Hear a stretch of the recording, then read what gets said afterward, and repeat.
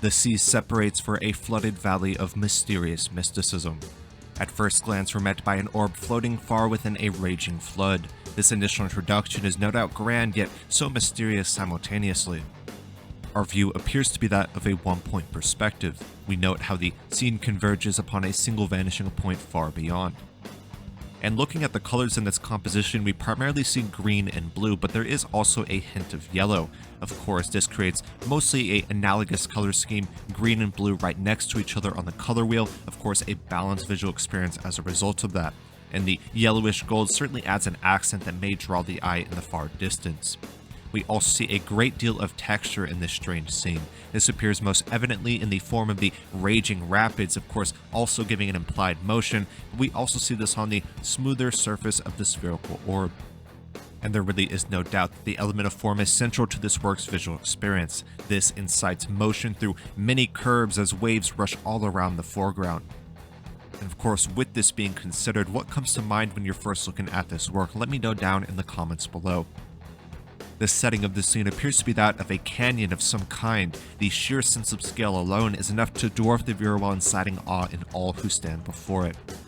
Our subject as this spherical emerald orb appears to be central to the scene. It exists both above and below the surface, making us wonder if the space is splitting for the sphere itself.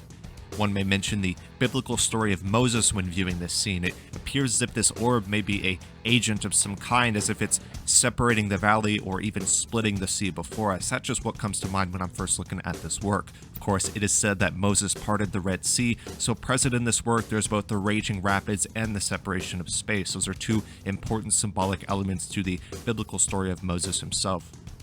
We also see this distant golden orb, which appears to be the sun or some type of spirit in the distance. Despite this thought, the two orbs seem to be connected in some strange way. They both, of course, exist in the empty space. But regardless of our speculation, the true symbolic nature of this scene may be rather subjective. And I extend the question off to you. What do you see when you view this piece? Let me know down in the comments below. I was able to talk with the original artist a little bit more about the prompt that was used to create this work, so we can look at the literal words and terms that were used to create the AI generative piece before us. Of course, in the prompt, it is actually quite reminiscent of the additional work. This is kind of an untitled crystal work that we're going to study right after this one as well. Two very similar prompts. The difference being in this piece today, we see the mentions of a 70s rock album cover. We certainly see a scene that is reminiscent of that. We also see, of course, mentions of an abstract still from a 1980s vintage program. We see a composition of green, silver, and blue, and the mentions of a collage as well. So of course, an incredibly abstract work, certainly is reminiscent of a kind of retro rock album cover. There's no doubt about that. And due to its strange and no doubt abstract nature, one may mention a certain surrealist mysticism when viewing this work. This work was created using the AI generative medium of expression with the program Midjourney. All in all, this is a very strange work in many respects. Of course, that one-point perspective making us focus our attention on the orb and the valley we exist within. A ton of incited motion through the use of countless curves, and of course, a great sense of texture, a balanced sense of form, and at the end of the day, it truly makes us wonder what exactly we are witnessing.